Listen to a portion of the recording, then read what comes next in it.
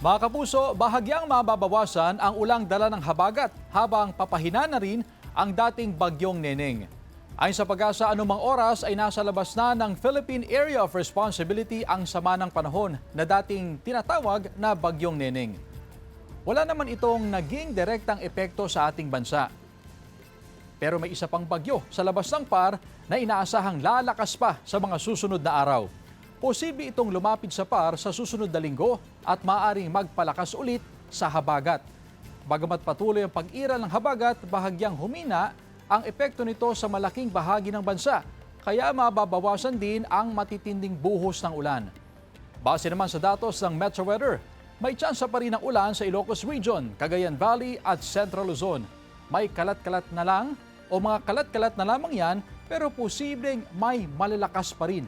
May tsansa rin ng ulan sa iba pang bahagi ng bansa.